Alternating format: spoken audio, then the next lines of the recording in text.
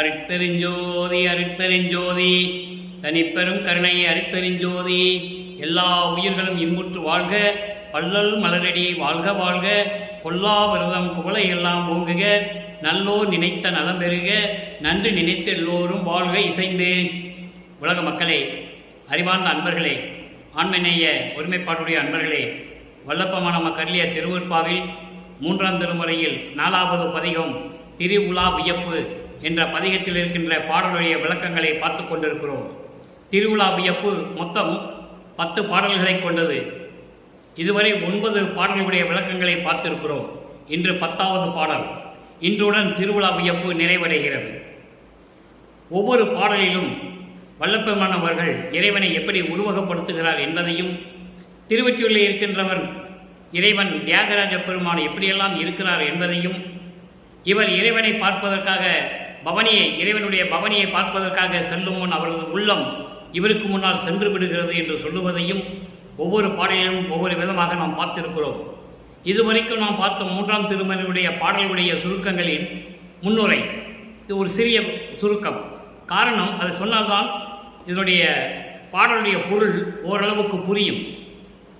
இறைவனை பார்ப்பதற்காக, அதாவது சமயங்களும் மதங்களும் மார்க்கங்களும் சார்ந்திருந்த காலங்களில் வல்லப்பெருமான் அவர்கள் ஒரு தாயின் வழியாக அருட்பெருஞ்சோதி ஆண்டவரால் வருவிக்கவுற்று 9 ஆண்டுகள் வரையிலும் தான் யார் என்று தெரியாத நிலையில் அலைந்து கொண்டிருக்கிறார் நமது குழந்தை இறைவன் வல்லப்பெருமான் அவர்கள். அதன் பிறகு 9 ஆண்டுகள் கழித்து வல்லப்பெருமானை குறிப்பிடும்போது நான் ஏற்கனவே கூறியிருக்கிறேன், வல்லப்பெருமானுக்கு வயது இல்லை, இறைவனுக்கு வயது கிடையாது.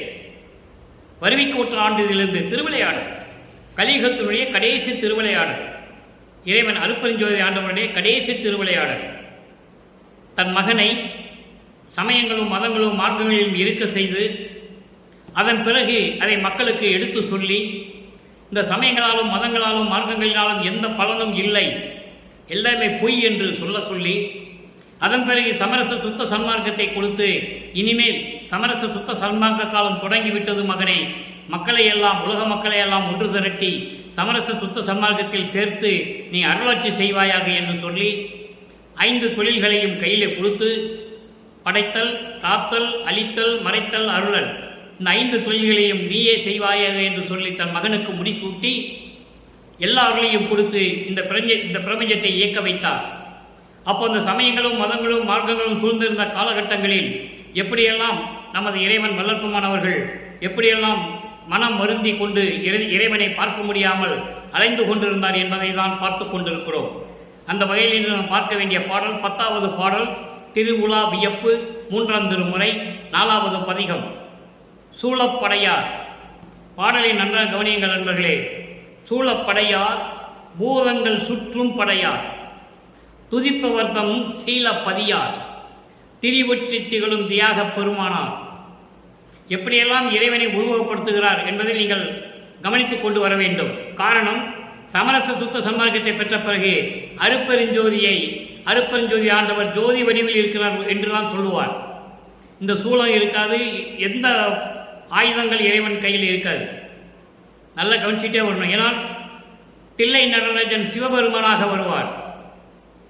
அவன் சமயத்தை சேர்ந்த தலைவன், படைத்தலைவன், பதத்தலைவன், எல்லா ஈஸ்வர தத்துவத்தை கொண்டவர்கள். இப்போ அதில் விளக்கம் வருகிறது.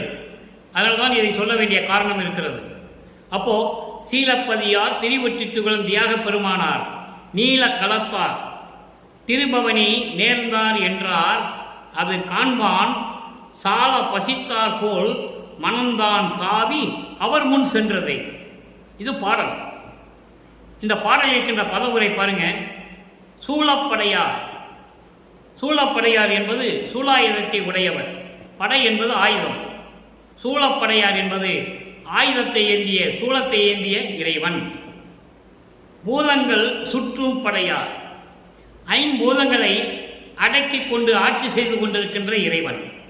இப்போ அந்த 5 பூதங்களும் ஆன்ம தத்துவத்தில் உள்ளன.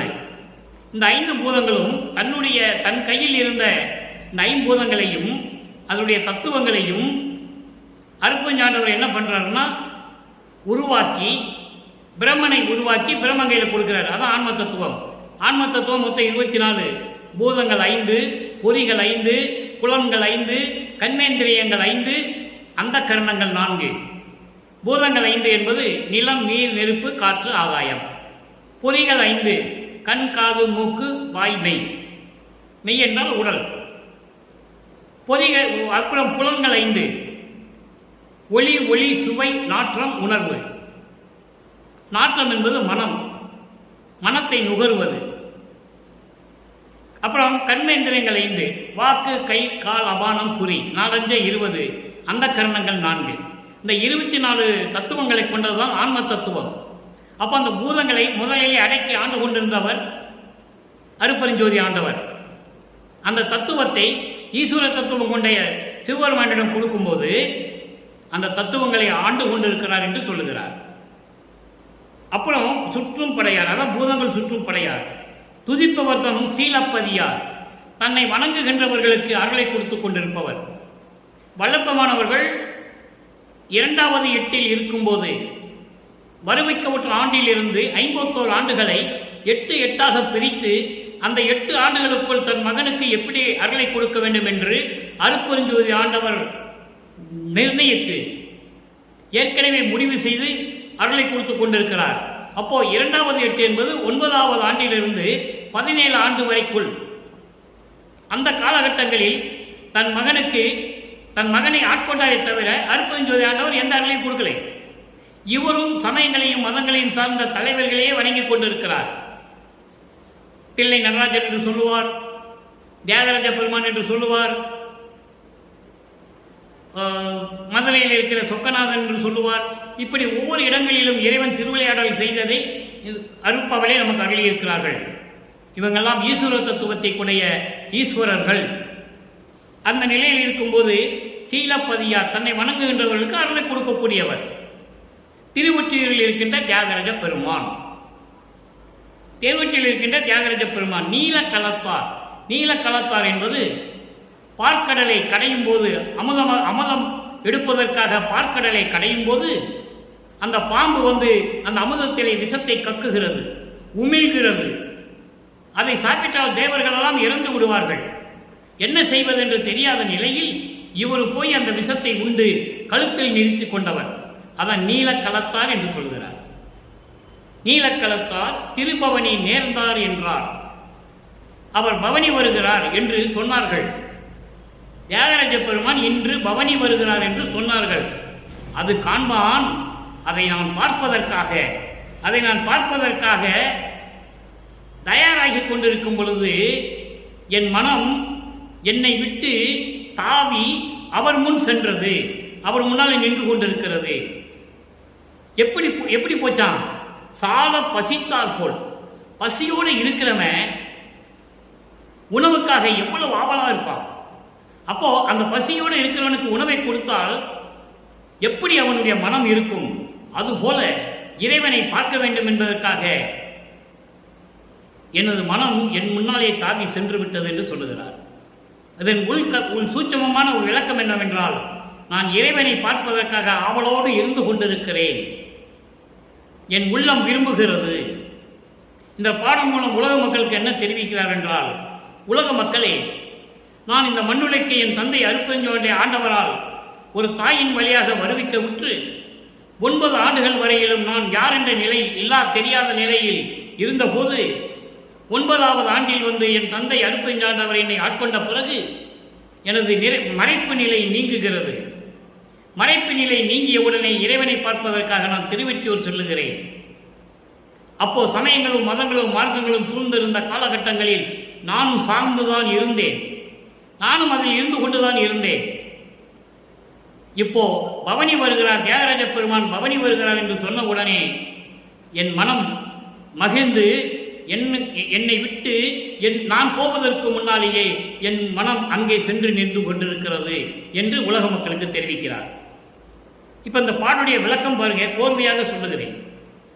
சூலாயுதம் உடையவர், சூலாயுதத்தை கையில் ஏந்தியவர், 5 பூதங்களையும் அடக்கி ஆண்டு கொண்டிருப்பவர், தன்னை வணங்குகின்றவர்களுக்கு அருளை கொடுக்கும் இறைவன், திருவொற்றியூரில் இருக்கின்ற தியாகராஜ பெருமானார், கருமை கழுத்து கொண்ட நீலகண்டத்தார், விஷத்தை உண்டு கழுத்திலை நிறுத்தி கொண்ட இறைவன். அப்படிப்பட்ட இறைவன் வீதி உலா வரும்போது, பவனி வரும்போது, திருவிழா வீதி வருகிறார் என்று சொல்லும்போது, பவனி வருகிறார் என்று மக்கள் சொல்லும்போது அவரை பார்க்க வேண்டும் என்ற ஆவலில் நான் புறப்படுவதற்கு முன்னாலேயே பசித்தவன் உணவை கண்டால் எப்படி பறந்து செல்வானோ அதுபோல என் உள்ளம் என்னை விட்டு பறந்து சென்று அவர் முன் நின்று கொண்டிருக்கிறது என்று சொல்லி இந்த பாடலை நமக்கு அருளியிருக்கிறார்கள் நமது இறைவன் வல்லற்பமானவர்கள். இப்போ இந்த பாடலின் மூலமாக நாம் தெரிந்து கொள்வது என்னவென்றால், இறைவன் வருவிக்க விட்டு நமது இறைவன் வல்லற்பமானவர்கள் வருவிக்க விட்டு இறைவன் யார் என்ற தெரியாத நிலையில் திருவொற்றியூருக்கு செல்லுகிறார்.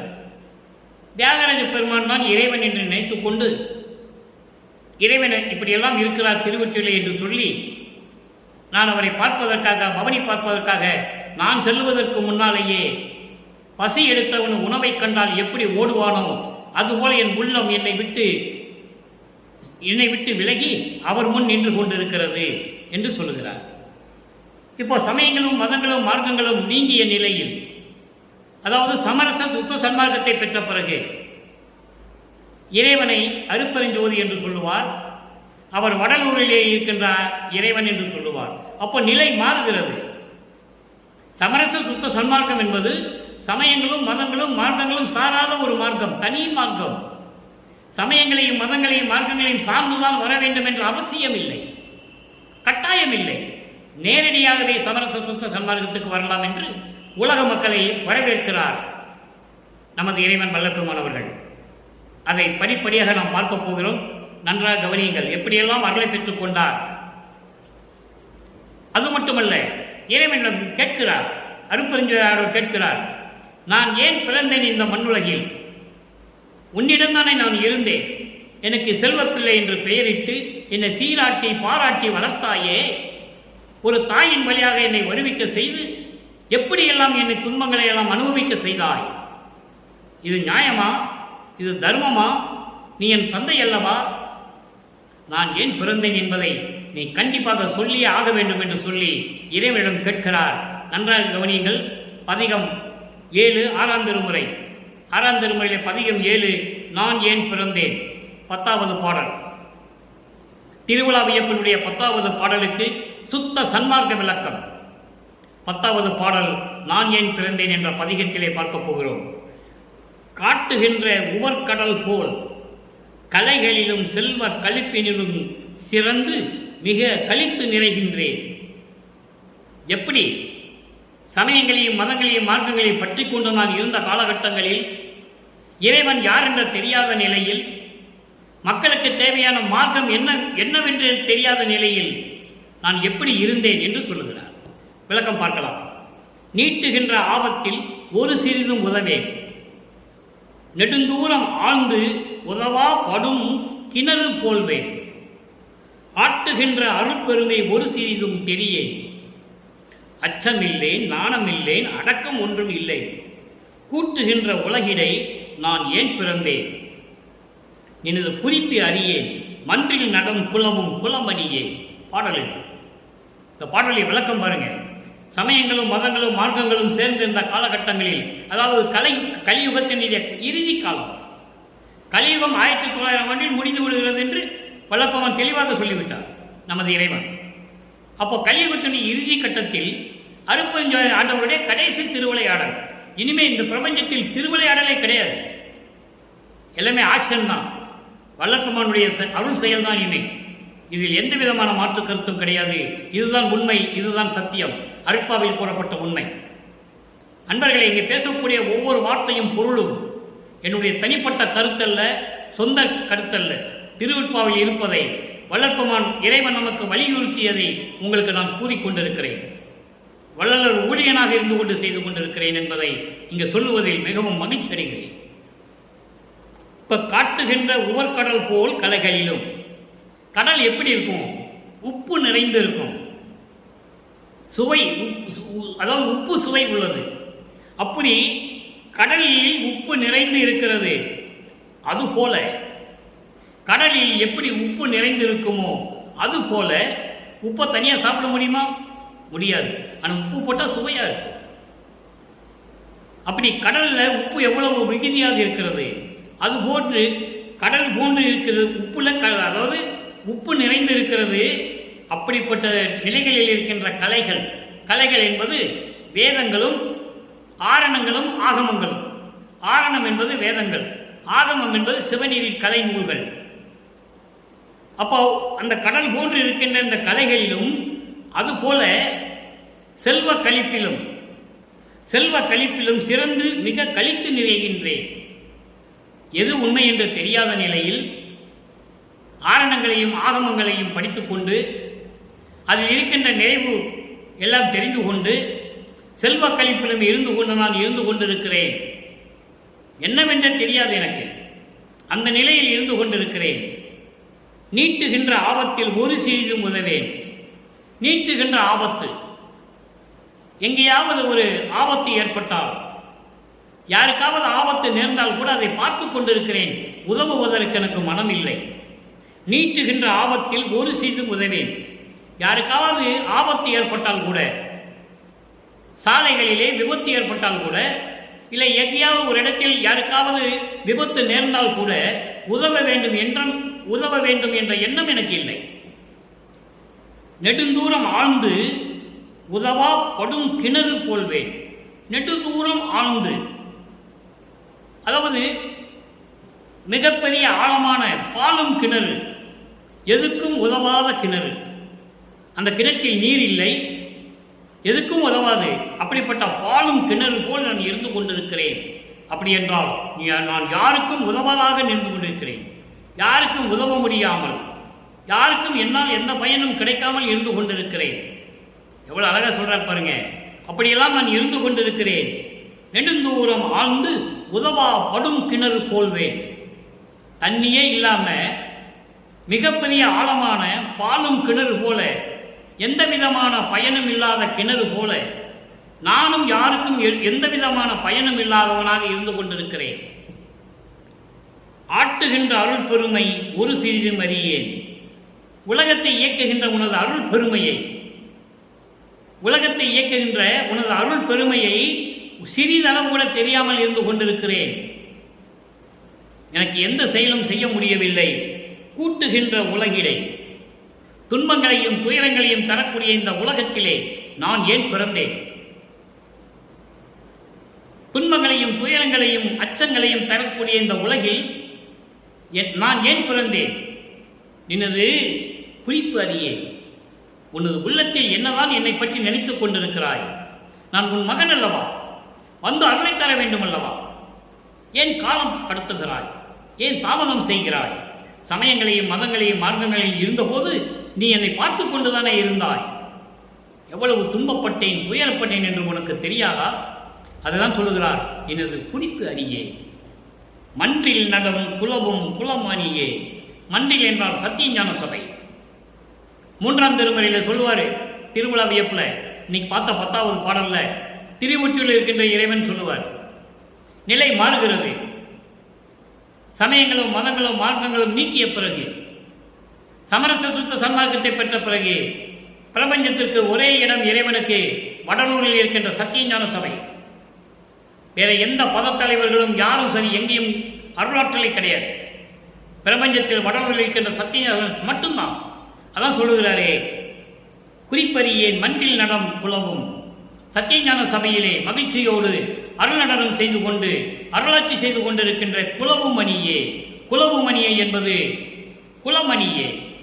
குலமணியை என்பது சமரச சுத்த சன்மார்க்கத்தின் அந்த குலத்தின் இறைவனே, அருட்பெருஞ்சோதியே.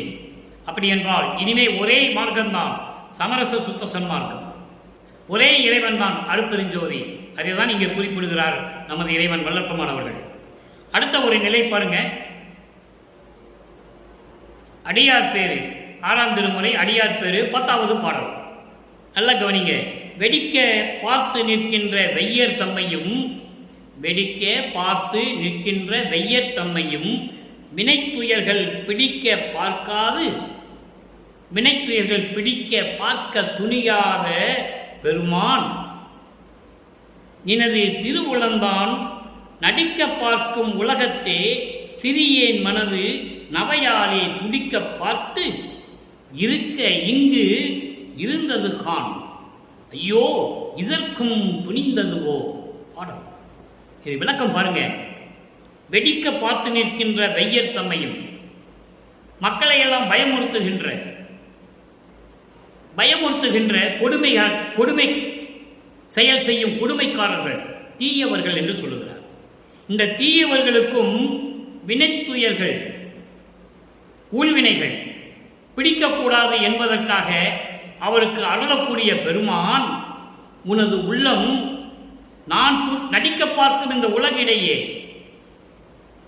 இங்கே பொய்யாக நடித்துக் கொண்டிருக்கின்ற இந்த உலக இயலிலே இந்த மகன் மனது துன்பத்தாலே துடிக்க பார்த்திருப்பது உனக்கு நியாயமா?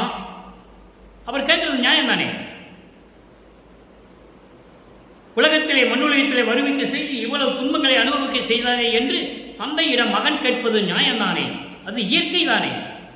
அப்போ பயமுறுத்துகின்ற தீயவர்களை கூட, அவர்களுக்கு கூட வினைத்துயர்கள் ஊழ்வினை துன்பங்கள் வந்து சேர்ந்தக்கூடாது என்பதற்காக அவருக்கு அருள் செய்யும் பெருமானே, அருட்பெருஞ்சோதியே, நினது திருவுளந்தான் நடிக்க பார்க்கும் பொய்களை எல்லாம் சுமந்து கொண்டு வஞ்சகத்தை வைத்துக் கொண்டு நடித்துக் கொண்டிருக்கின்ற இந்த உலகியல் வாழ்க்கையிலே இந்த மகன் மனது, சிறியன் என்பது மகன், இந்த மகன் மனது நவையாலே துன்பத்தாலே துடிக்க பார்த்து இங்கு இருந்தது கான்.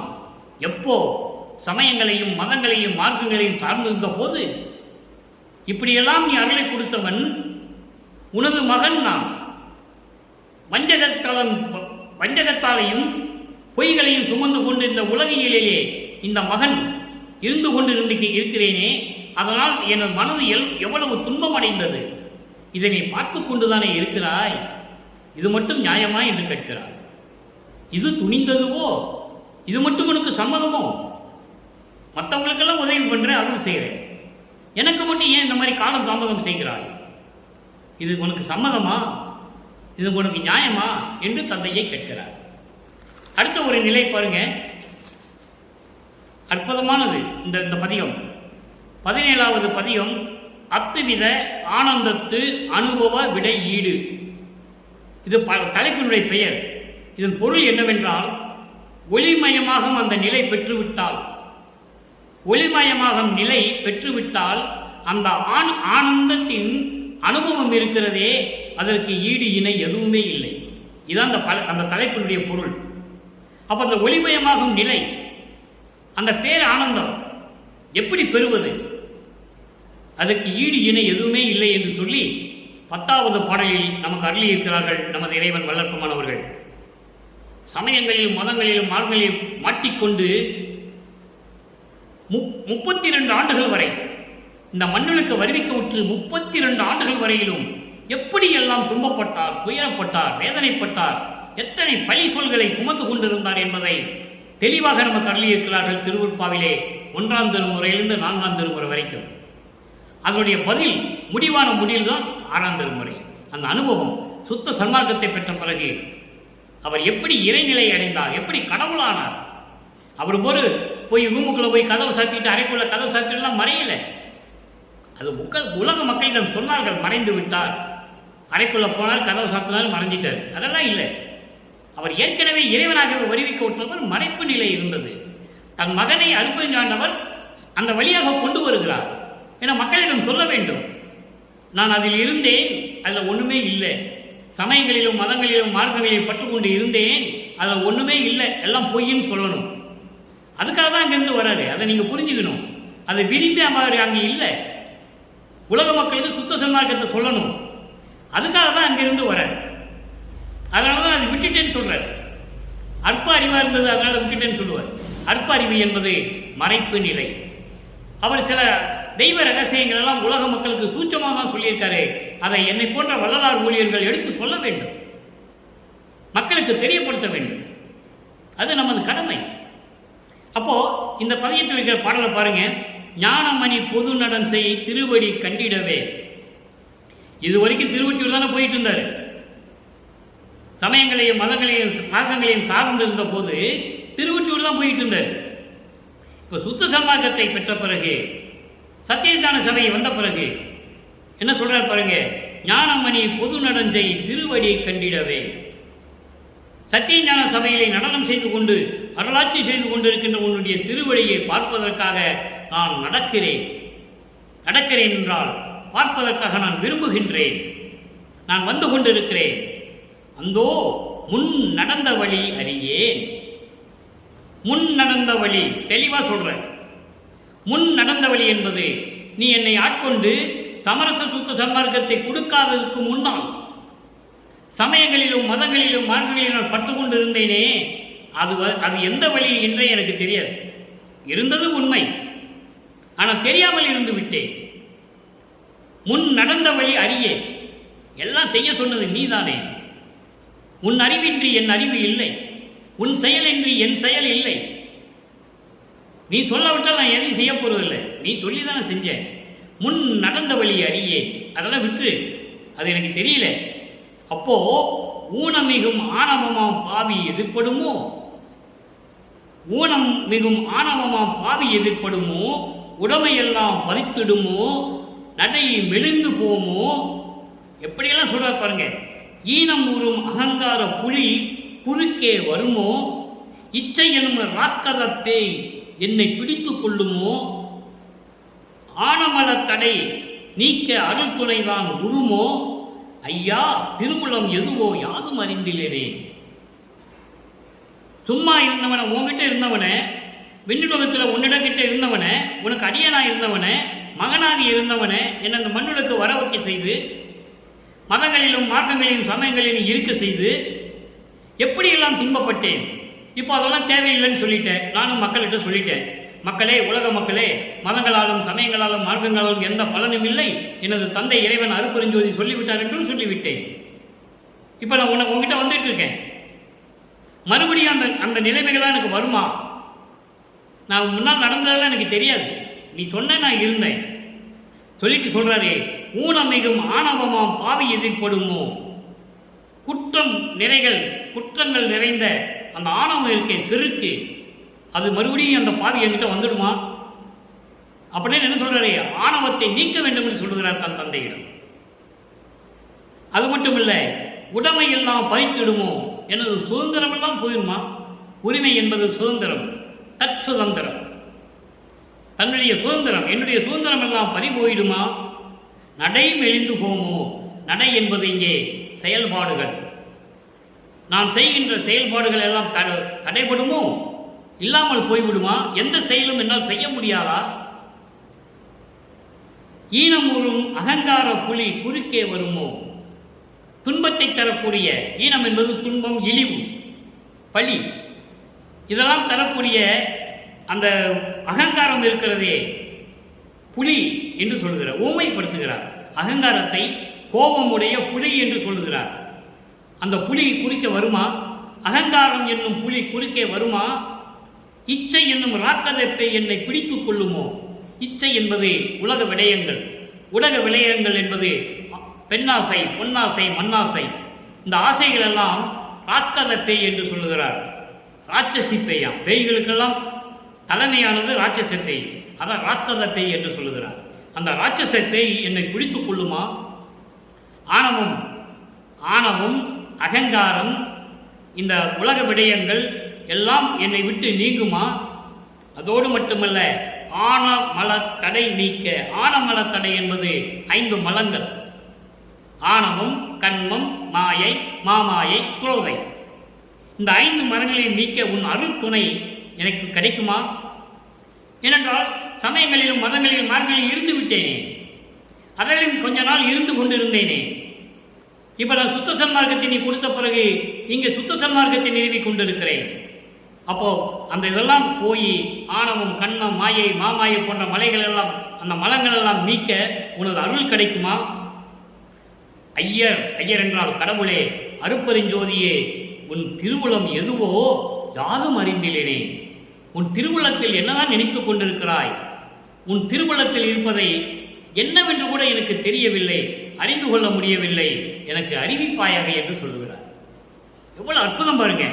அப்போ உலக மக்களே, இதன் மூலம் நமது இறைவன் வளர்ப்புமா நமக்கு தெரிவிப்பது என்னவென்றால், உலக மக்களே, இறைவனால் நாம் வருவிக்க உற்று சமயங்களும் மதங்களும் மார்க்கங்களும் சொல்லப்பட்ட நெறிகளை நான் பின்பற்றி இருந்தபோது இறைவன் யார் என்று தெரியாத நிலையில் நான் பல வழிகளில் சென்று கொண்டிருந்தேன். சமரச சுத்த சன்மார்க்கத்தை பெற்ற பிறகு என் தந்தை அருட்பெருஞ்சோதி ஆண்டவரிடம் நான் கேட்டேன். எல்லாத்தையும் விட்டுவிட்டு சத்தியஞான சபையிலே நடனமாடிக் கொண்டிருக்கின்ற உன் திருவடியை பார்க்க நான் வந்து கொண்டிருக்கிறேன், விரும்புகிறேன். இதற்கு முன்னால் நான் இருந்த அந்த வழிகளெல்லாம், வழி என்பது அந்த நெறிகள், அந்த நெறிகளில் இருந்து கொண்டிருந்தேன். அது என்னவென்று எனக்கு தெரியாது. ஆனால் மறுபடியும் அப்போ சமயங்களையும் மதங்களையும் சார்ந்திருந்தால் எதுவுமே நீங்காது என்று சொல்லுகிறார். சமயங்களையும் மதங்களையும் மார்க்கங்களையும் சார்ந்தவங்களுக்கு ஆணவம் இருக்கும், அகங்காரம் இருக்கும், உலக விடயங்கள் ஆசைகள் இருக்கும், மண்ணாசை, பெண்ணாசை, பொன்னாசை போன்ற ஆசைகள் அவங்களுக்கு இருக்கும். அந்த வழிகளெல்லாம் திரும்பி எனக்கு கிடைக்காமல் நீக்கி விடுவாயா? 5 மலங்களையும் நீக்க உனது அருள் எனக்கு கிடைக்குமா? அருட்பெருஞ்சோதி ஆண்டவரே, என் தந்தையே, உன் திருவுளம் ஏதும் அறிந்திலேனே, உன் திருவுளத்தில் என்னதான் நினைத்துக் கொண்டிருக்கிறாய் என்று எனக்கு தெரியவில்லை என்று சொல்லுகிறார். ஆக படிப்படியாக வருகிறார் நமது இறைவன் வல்லப்பமானவர்கள் உலக மக்களுக்கு தெரிவிப்பதற்காக. யார் என்று தெரியாத நிலையில் இருந்து இறைவன் ஆட்கொண்ட பிறகு சமயங்களிலும் மதங்களிலும் மார்க்கங்களில் இருந்து கொண்டு அதன் பிறகு அருட்பெருஞ்சோதி அவர் ஆண்டு சுத்த சன்மார்க்கம் பெற்ற பிறகு முதல் பணியில் இருக்கும்போது இதை சொல்லுகிறார். இப்படியெல்லாம் நான் இருந்தேன், இதெல்லாம் என்னை விட்டு நீங்கிவிடும், நீ நீக்கணும், மலத்தை நீக்கணும், அதுக்கு உன்னுடைய அருள் கிடைக்குமா கடவுளே, அருட்பெருஞ்சோதியே என்று சொல்லி இந்த பாடலை நமக்கு அருளி இருக்கிறார்கள். அதன் பிறகு பாருங்க, 112வது பதிகம் மெய்யருள் வியப்பு. திருவிழா வியப்பினுடைய இறுதி பாடல் 10வது பாடல், 3ஆம் திருமுறையிலே 4வது பதிகத்திலே 10வது பாடல். அதனுடைய விளக்கம் மெய்யருள் வியப்பிலே 10வது பாடலிலே எப்படி நிறைவடைகிறது? உன் பேரருளை நினைக்கும் தோறும் உடம்பு பொடிக்குதே, உண்டு பசி தீர்த்தால் போல் காதல் மிகவும் தடிக்குதே. அங்க என்ன சொல்லுவாரு? பசி எடுத்தவனுக்கு உணவு கிடைச்சா அவன் எப்படி பறந்து போவாங்க, எப்படி விரைவாக ஓடி போவான். அதுபோல என் மனம் என்னை விட்டு உன் முன்னால் சென்றதுன்னு சொல்லுவார். இங்க என்ன சொல்றார் பாருங்க, உண்டு பசி தீர்த்தால் போல். அங்க உணவுக்காக ஓடுவான், உணவுக்காக பசி வரும்போது உணவுக்காக ஓடுகின்றவன் எப்படி ஓடுவான், அதுபோல உள்ள ஓடி சென்றது என்று சொல்லுவார். இங்க என்ன பாருங்க, உண்டு பசி தீர்த்தால் போல், உண்டு பசி தீர்த்தால் போல் காதல் மிகவும் தடிக்குதே, அன்பே அமையும் என்ற பெரியவர் வார்த்தை போயிற்றே, அன்பு ஓர் அனுபவம் இல்லா எனக்கு இங்கு அருளல் ஆயிற்றே. நல்லா கவனிங்க, எளிமையான பாடல், 4 வரிதான். ஆனால் விளக்கம் சொல்லிக்கொண்டே போகலாம். நமக்கு நேரம்தான் பற்றவில்லை, நேரம்தான் போதவில்லை. உன் பேரருளை நினைக்கும் தோறும் உடம்பு பொடிக்குதே. உனது பேரருளை நினைக்கும் போது, உன் பேரருளை நினைக்கும் போது எப்படி நினைக்கிறானா? ஒரு தாயின் கருவறையில் இருக்கும்போது எப்படி வந்து அருள் செய்தாய்? அப்பதான் 6 மாத குழந்தையிலே சிதம்பரத்திலே கிள்ளை தூக்க தரிசித்த போது வேய்வகை மேல் காட்டாத எந்தனக்கே வெளியாய் காட்டிய மெய்புறமா மெய்ப்பொருளே என்று கூறுவார். அப்போ சிதம்பரத்த ரகசியத்தை காட்டியது. அதன் பிறகு 9வது ஆண்டிலே ஆட்கொண்டு மறைப்பை நீக்கியது. சமயங்களிலும் மதங்களிலும் மார்களில் ஈடுபட செய்தது. அதன் பிறகு அதை வேண்டாம் என்று சொல்லியது. அதன் பிறகு சுத்த சன்மார்க்கத்தை கொடுத்து எல்லாரையும் கொடுத்தது. இப்படி படிப்படியாக முன்பருவம் பின்பருவம் காட்டி அருளினாய் என்று சொல்லுவார். ஒரு பாடலிலே அற்புதமாக இருக்கும், அற்புதமாக இருக்கும். தாயின் கருவறையிலே இருக்கும்போது எனக்கு எப்போ வந்து அருளை கொடுப்பான்னு கேட்பாரு, பாட்டில் இருக்கு. அப்போ அவர் சொல்லுவார், முன்பருவம் பின்பருவம் காட்டி அருளுவேன் என்று சொல்லுவார். அதுக்கு பதில் இவர் ஒரு பாட்டில் சொல்லுவார், முன்பருவம் பின்பருவம் காட்டி அருளினாயே என்று சொல்லுவார். எங்கே? அருட்பிரகாச மாலையில் சொல்லுவார். 4ஆம் திருமுறையிலே படிப்படியாக வரும்போது சொல்லுவார். அற்புதமாக இருக்கும். அதுபடிதான் நாம் பார்த்து கொண்டிருக்கிறோம். அப்போ இங்க சொல்றார் பாருங்க, உன் பேரர்களை நினைக்கும் தோறும் உடம்பு பொடிக்குதே என்பது சிலுக்குது, உடம்பு சிலுக்குது. எனக்கு படிப்படியாக எனக்கு அருளை கொடுத்து, முன்பருவம் பின்பருவம் காட்டி எனக்கு அருளை கொடுத்து உன் பேரர்களை நினைக்கும் போது உடம்பு சிலிர்க்குது என்று சொல்லுவார். அடுத்த வரி பாருங்க, உண்டு பசி தீர்த்தால் போல் காதல் மிகவும் துடிக்குதே, தடிக்குதே, காதல் மிகவும் தடிக்குதே. உண்டு பசி தீர்த்தால் போல், பசியோடு இருக்கிறவன் அந்த பசி தீர்ப்பதற்காக சாப்பிட்டான்னு வச்சுக்கங்க, அந்த இன்பம் அவனுக்கு எப்படி இருக்கும்? காதல் என்பது இங்கே இன்பம், அன்பு. மா காதல் என்று சொல்லுவார். இறைவனை மா காதல் கொள்ள வேண்டும் என்று சொல்லுவார். அற்புதமான பாடல்கள் எல்லாம் உண்டு திருவருட்பாவிலே. அப்போ உண்டு பசி தீர்த்தால் போல் காதல் மிகவும் தடிக்குதே. கடும் பசியோடு இருக்கின்றவன் உணவு கிடைத்தால் உண்டு விட்டு சாப்பிட்டு விட்டு எப்படி மகிழ்வோடு இருப்பானோ அதுபோல உன் மீது காதல் எனக்கு மிகவும் அன்பு, மகிழ்ச்சி, எப்படி வேணாலும் எடுத்துக்கொள்ளலாம், மிகவும் தடிக்குதே. தடிக்குதே என்றால் பெருகுதே, மேலும் மேலும் அன்பு பெருகுது உன்மேல். அன்பே அமையும் என்ற பெரியார் வார்த்தை போயிற்றே. அதாவது அன்பு இருந்தால் மட்டும் போதும் என்று சொன்ன பெரியவர்கள் வார்த்தை போயிற்று. என்ன, அன்பு மட்டும் போதாது, அருள் வேண்டும்.